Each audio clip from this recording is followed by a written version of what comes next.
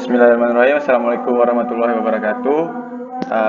Kami dari kelompok G ingin mempresentasikan hasil kerja proyek kami, yaitu status terkunci pintu dan jendela rumah, dengan dosen pembimbing sendiri yaitu Bapak Rahmat Daud, Eskom MSc, yang mana anggota kelompok kami, saya sendiri Muhammad Dhani Fakrusi, ada Iman Nur Hidayat, dan Nuzulur Rahmah. Berikut adalah latar belakang dari proyek kami.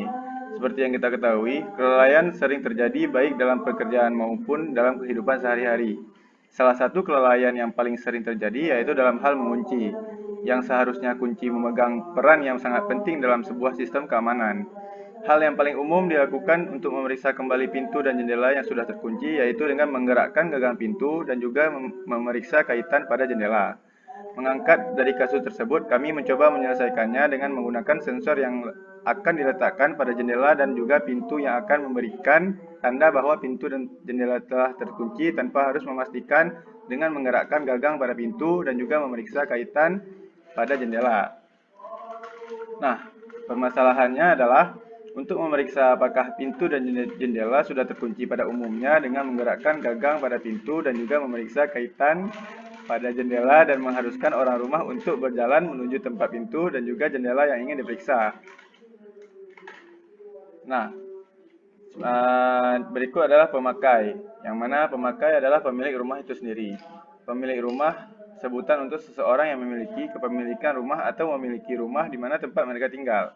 Rumah ini bisa berupa rumah, apartemen, perumahan, dan lain-lain. Berikut adalah daftar aktivitas dari proyek kami. Yang pertama yaitu pemilik rumah beraktivitas keluar rumah. Pemilik rumah membuka pintu yang menuju keluar rumah, menutup dan mengunci pintu, lalu meninggalkan rumah untuk beraktivitas. Kedua, pemilik rumah pulang ke rumah setelah beraktivitas. Pemilik rumah kembali memasuki rumah, lalu menutup dan mengunci pintu.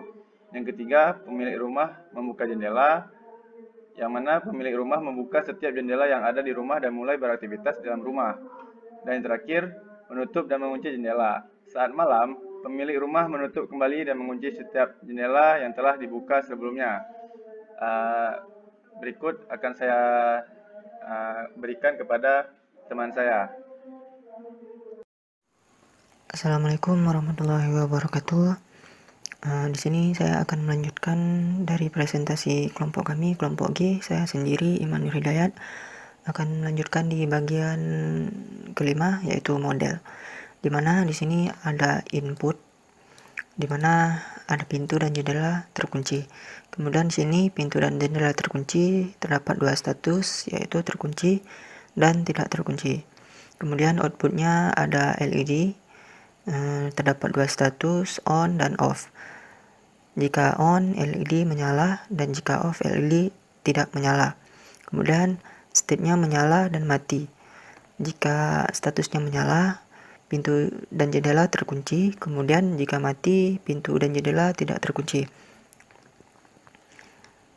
Di sini ada tabel di mana terdapat state awal, input, state berikut, dan outputnya. Seperti contoh yang pertama yaitu mati, di mana tidak terkunci pada inputnya, dan state berikutnya mati dan outputnya adalah off. Dan ini adalah gambar di mana ketika mati kita on kan atau kita statusnya terkunci, maka LED-nya menyala.